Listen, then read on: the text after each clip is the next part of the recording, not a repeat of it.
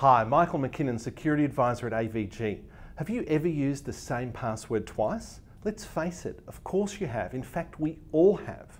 Part of the reason why perhaps we've slipped into this bad habit is because we don't have an effective strategy, which I'm going to show you at the end of this video, to be able to deal with the situation, which is incredibly insecure. You see, a lot of our traditional advice on passwords has been about creating strong or unique passwords, and the term we use for that are creating passwords that have a high level of entropy, entropy referring to the level of uniqueness that a password has. But despite us getting into this good habit of creating nice, strong passwords, we're still seeing people's accounts get compromised. And part of the reason is because passwords are being used by users in different places and it's the same password. So when one password is compromised in one place, it gets compromised in other places as well. So it only takes one data breach to compromise you.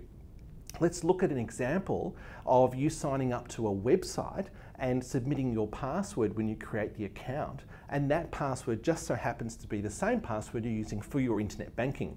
Let's say that website gets compromised or breached, and all of a sudden someone now has your internet banking password. And of course we understand what the ramifications of that would be. It's incredibly serious. So reusing just one password is all it can take. In 2013, there was a famous Adobe data breach that contained a list of over 150 million encoded passwords. And of course, if you're one of those users and your password is now in the hands of an attacker and that same password you've used on other accounts, then you're potentially at risk. So it might be worth reviewing your passwords and changing them where you can. And of course, the other issue we have to deal with is that there are many data breaches that are never publicly disclosed and you won't read about them in the newspapers. So there may be sites that you've signed up to in the past that have been breached and you just don't know about it. So what are some tactics that you can use for separating your passwords and making sure you never reuse them? And there are really two directions you can head down here.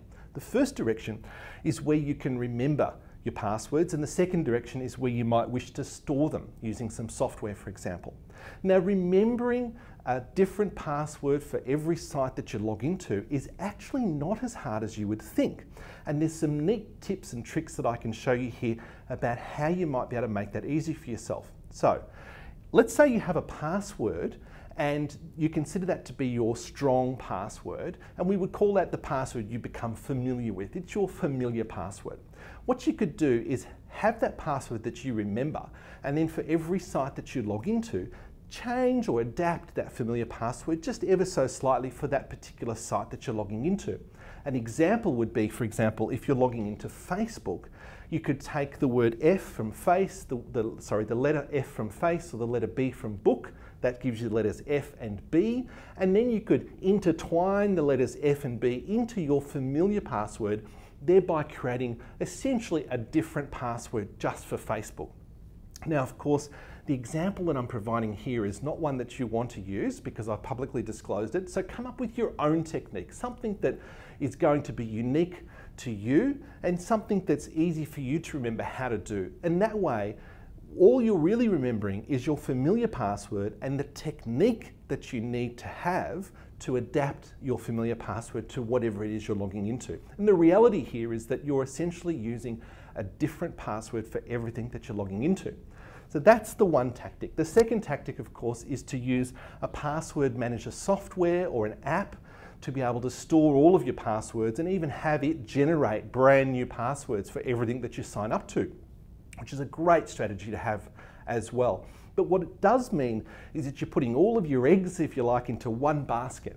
And it means that you are creating a dependency on a stored database of all of your passwords, which is a potential weakness that you need to acknowledge. And what it does mean, and what I would advise you do, is if you are going to use a password manager software, is to come up with a super strong master passphrase or master password that you can then use to secure your password manager database. For more great tips like these, please visit our website blogs.avg.com. Thank you.